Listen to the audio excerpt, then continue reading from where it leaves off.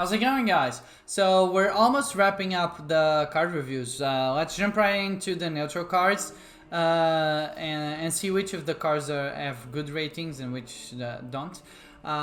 So let's jump right in and see each one of them. Don't forget to answer the question in the description down below to participate in the giveaway and the mega giveaway that we're running. So let's jump right in. So the first card is actually a pretty good card, and I would argue that this is a 5-star card in my opinion. It's Deuteria. So Deuteria is pretty good. I rate it at 5 stars. Why? Because if you're running a late game type of deck, if you're running a control deck, then this becomes absolutely crazy, because after it becomes so it becomes a 4/4, goes into the deck. Once you play the 4/4, you get a 4/6 into 6/6 into the deck, and the same happens again. You get an 8/8, and all of them cost 1 mana. So once you start getting to the 6/6 and the 8/8 for 1 mana, you're absolutely cheating a lot of mana onto the board. So you're getting a lot of tempo advantage. And that's why I put this at 5 stars, because the possibility, and since the meta is very control heavy, the possibilities with this card are really good. Next we have Battle Bard, which has Roar, give a friendly Viking +2 strength. I argue that this is a 4-star card because it pairs pretty well with any type of Viking deck, being able, so it's a 1 mana for 1, which is really good in terms of stats. So I'm gonna put this at 4 stars. Then we have Card Shark, which summons a 1/1 bodyguard with frontline. For me, it's an okay card.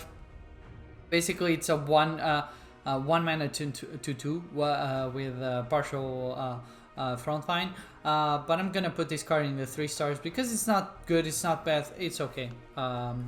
Next we have Ghost Marauder, which has creatures damaged by this creature get burn +1. It's a 1 mana 3/1 with a benefit that gives burn +1 to certain types of creatures. I would argue that this card's typically good, but it's in the okay status, so I'm gonna put it at 3 stars. It can be played, but it's not that great. Then we have Weekend Trapper, which removes 1 durability from your opponent's relic. The only issue I have with this is it's a 3/1, which is a terrible stat line for this.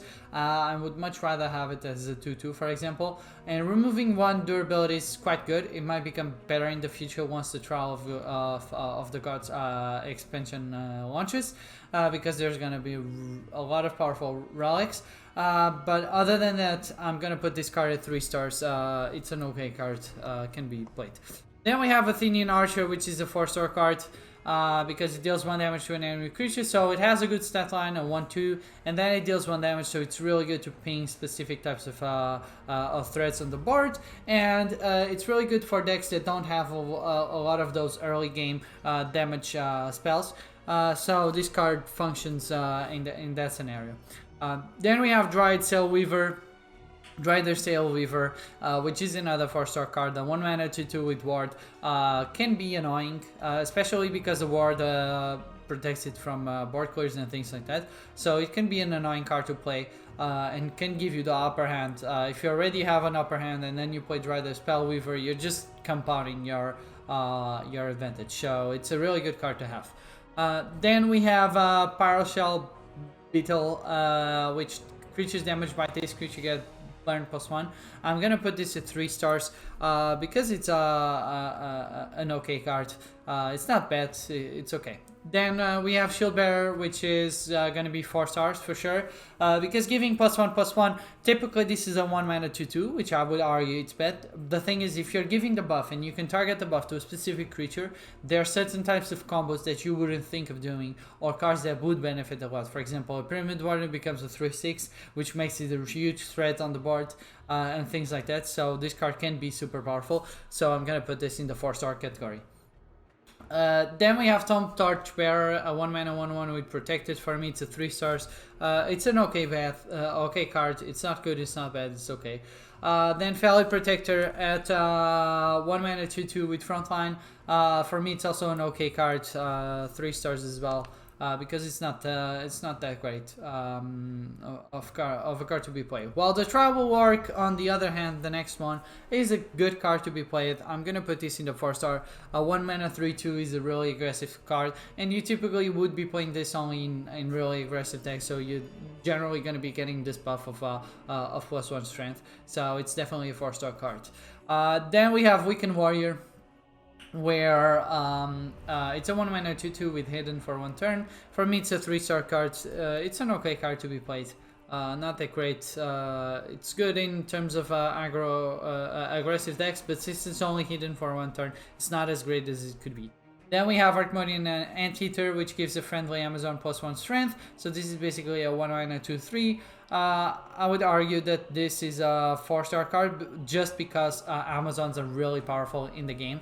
And being able to buff specific Amazons gives you a lot of advantage. And then another 4-star card is going to be the Townsfolk. It's a pretty good card to be played. The 1 mana 1/3 with Frontline. It has a really good stat line. Generally, a really good card.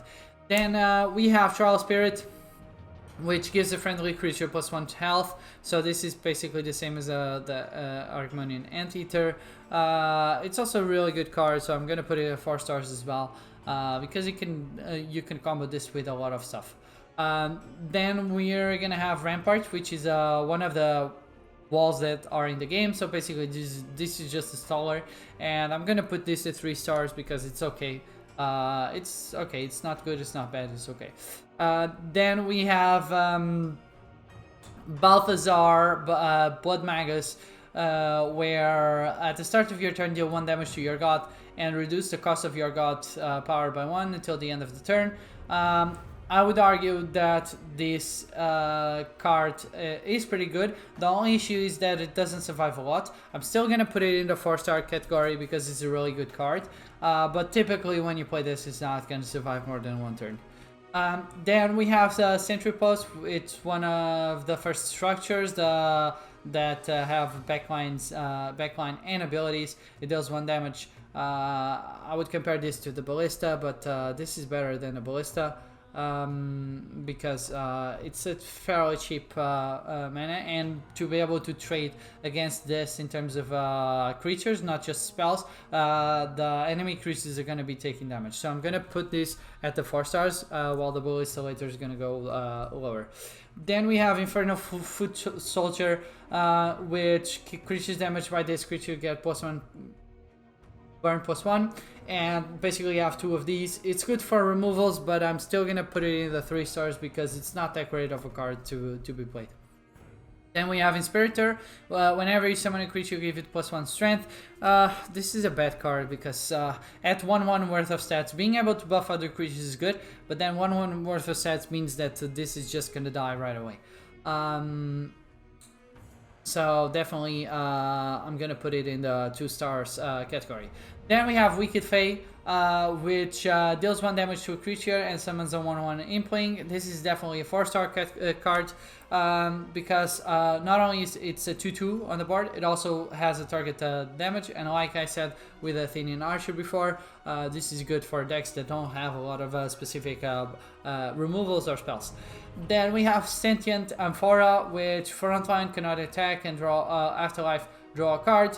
I would argue that this is a terrible card, so I'm gonna put it in the 2 stars category because it needs to be at least 1 mana to be viable. And even then, I wouldn't say that this is a really good card. So 2 stars. Then we have Onyx Nightblade, which destroys a creature with strength 1 or less, and this can be quite interesting because it can combo with a lot of stuff. There's a light god power that reduces the strength of a creature down to 1, and this can combo with it. So this card is definitely a 4-star card because it can become super powerful and become a targeted removal. And then we have Dark Maniac, which at the end of your turn deals 1 damage to a random enemy character. It's a good card to be played. For me, it's also a 4-star card because it typically is gonna survive 2 or 3 turns, so you're gonna be getting 2 or 3 damage worth of stats and 2 or 3 damage worth of mana. So it's gonna become super good in terms of tempo advantage. After this, we have Fiery Catwing, where creatures damaged by this creature get burn +1. For me, it's an okay card. There's better cards to be played, so I'm gonna put this card in the 3-star category. There's better alternatives to have in the 2 mana slot. After this, we have Ambitious Adventure. Basically, 1 mana, not even 1 mana, because I would consider a 1/1 a 0 mana. So this is a 2 mana draw card, which is fairly bad. So I'm also gonna put this in the 3-star category because there's way better options to play than the Ambitious Adventure. Then Eager Nobleborn. Give a friendly creature +2 strength until the end of the turn. It's until the end of the turn. If it was +2 strength, then I would say it would be a good card. But since it's only until the end of the turn, I'm gonna put this in the 3-star category. Then we have a Felid Janissary with give +1/+1 to a friendly creature. So this card is a 2 mana 3/2 basically, but since it's a buff type of card, I'm still gonna put it in the 4-star category because there's a lot of combos that you can make which aren't expected. Then we have Viking War Maiden, which is a 2 mana 4/2. Summon a 1/1 Battle Thrall. It's an okay card. I'm gonna put this in the 3-star category. It's good to have in Viking decks, but other than that. After this, we have Agent Veteran that gives a friendly creature +2 health. It's fairly interesting. It's a 2 mana 1/4 essentially, but I'm still gonna put it in the 3-star category because typically you don't run these types of things. You could argue that it could be 4-star, but I think there's better cards. Then we have Dugar Priest, which heals your god for 4. This is definitely a 3-star card because I haven't seen anyone play this. Only if you're running a type of deck which doesn't have a lot of heals, which is going to be, for example, Light or Light and Death, which would be the decks that will benefit the most. They both have heal mechanics in their god cards. So this card is definitely a 3 stars. Then we have Ranger First Blow, which is a 2 mana 2/2, deal 1 damage to an enemy creature. So I would compare this to Wicked Fae, so it's the same thing.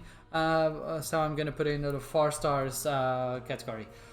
Then we have Uplight, which is a 2 mana 3/2 with Frontline. This is a bad stat line to be a Frontline. It's much better if it's inverted, so I'm gonna put this card in the 2 stars. Other than that, that's it.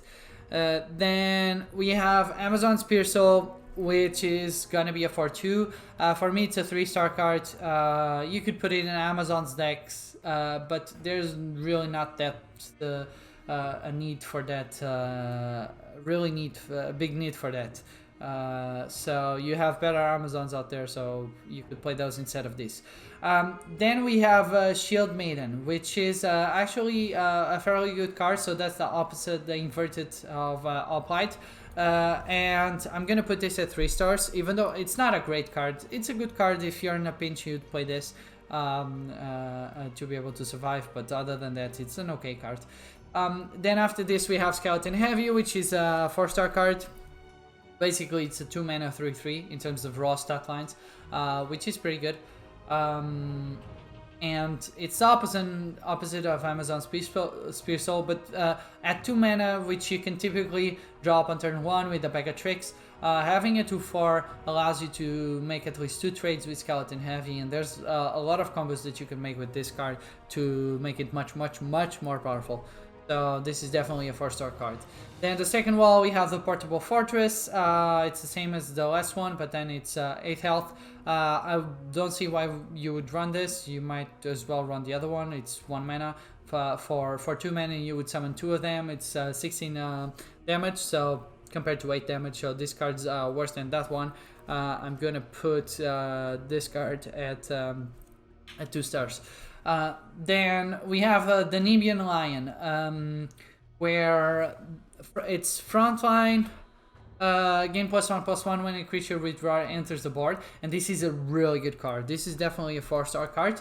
I would argue that it's even a 5-star card, because typically decks run about 30% cards with Roar, so this card can get out of hand pretty quickly, and if it's not dealt with quickly, it can be super dangerous. Then after this we have Ballista, and since the other card was rated higher, I'm gonna put Ballista at 3 stars. It's a weaker version of the Sentry Posts, so that's it. Then we have Spartan, where this creature gets +1 strength for every 2 Olympians in your void. This used to be 2 strength. It was absolutely bonkers.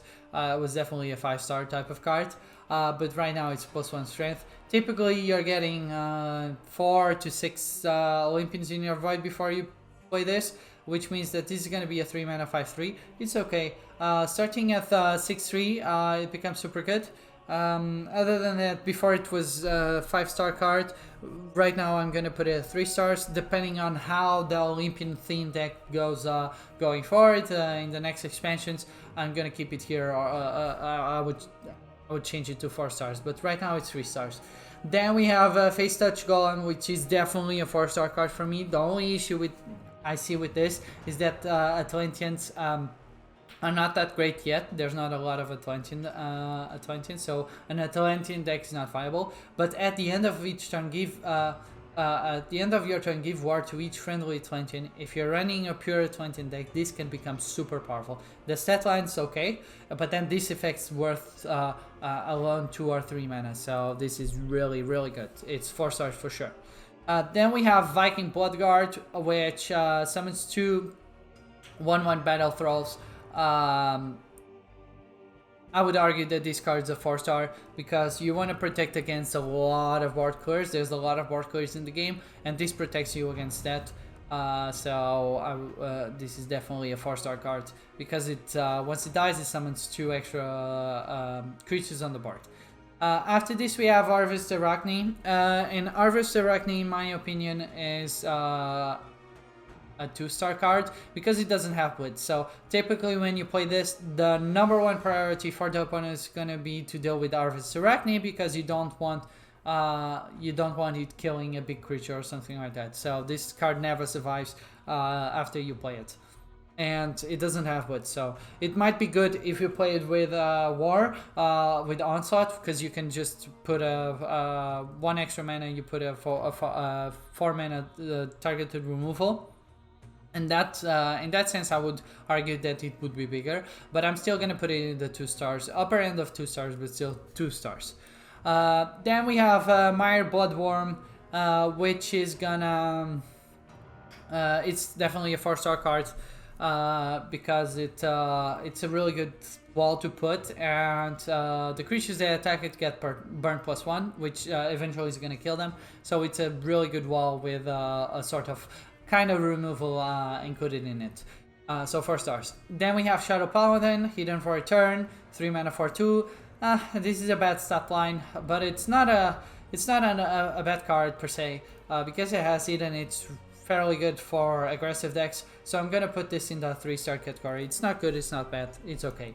And together with that, we have the other Battle Scout, which is a 5/2 with flank. Typically, the other one's better than this one. The Shadow Paladin is better than this one because it has hidden, so it's typically going to survive, but this is not going to survive. So I'm going to put this in the 2-star category. And once either becomes more prevalent in the expansions going forward, there's definitely going to be better cards to play. Then we have Beast Fury Shaman, which summons a 1/1 Spirit Beast. So this is a 3 mana 3/4. Which is a fairly good stat line to be able to be played, so I'm going to put this in the 4-star category. Other than that, that's it. It's a good stat line. 2 creatures on the board, which is pretty good. Then we have Battle Aurochs, which is a bull with a 3 mana 3/3 front line. It's an okay card. It's for me, it's 3 stars. It's not good, it's not bad, it's okay. And finally, we have Combat Medic, which has a Roar, heal your god for 2. I argue that this is a bad card. There's better cards out there, so I'm gonna put this in the 2-star category.